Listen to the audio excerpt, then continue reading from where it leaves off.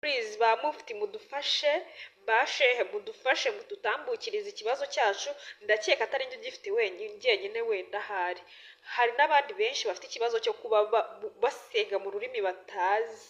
Kandi hari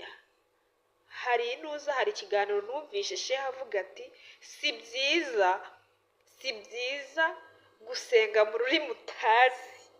Ntabwo ubwo byibuka ukuntu yabivuze, ariko yabivuze nabwo mu Cyarabu. Yabivuze mu Cyarabu.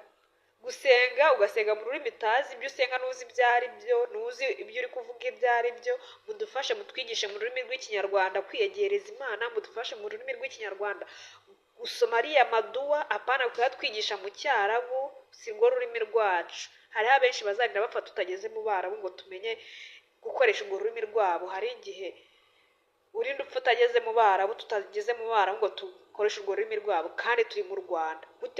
Abantu basoma ariya maduwa ndahamya neza ko hari abenshi tugendera mu kigare. Nanjye ndimo mu baragendera mu kigare. Nta duwa wambaza mu Kinyarwanda, kandi navukiye mu Busilamu, navutse ndi Umusilamu, ndinze ngana gutya ndi Umusilamu, abantu bacu bose ni Abasilamu. Ariko kubera gusenga mu rurimi rw'Icyarabu, ibintu byinshi nyine tubizi mu Cyarabu, nta Kinyarwanda byinshi tubizimo cyane. Assalamu alaikum wa rahmatullahi wa barakatuh. Abo tudahuje kwemera namwe, amahoro y'Imana abane namwe.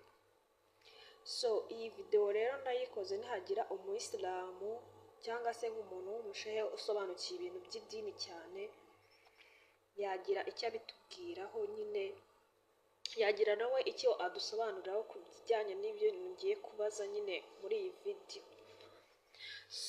Nshingiye ku magambo uyu mwana w'umuhungu yavuze, hari ikintu yavuze ku bijyanye n'Abayisilamu n'uburyo dusenga mu rurimi rutari urwacu, nyine dusenga mu rurimi rw'Icyarabu.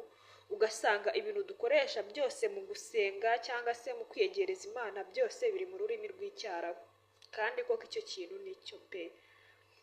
Natwe nk'Abanyarwanda akenshi niyo abana bacu bagiye kwiga, biga mu rurimi rw'Icyarabu. Usanga ibintu byose biga ari mu rurimi rw'Icyarabu, kandi akenshi batazi n'icyo bisobanuye koko. Akenshi baba batazi ikintu bisobanuye. Urumva? Nta kuntu buriya badushyiriraho wenda nka kuriya bigisha abana, batwigisha gusoma amaduwa tukayasoma mu Cyarabu. Gusoma iduwa n'iduwa urumva ko byanditse mu Cyarabu, bivugitse mu Cyarabu. Nta kuntu bashyiraho ko bagomba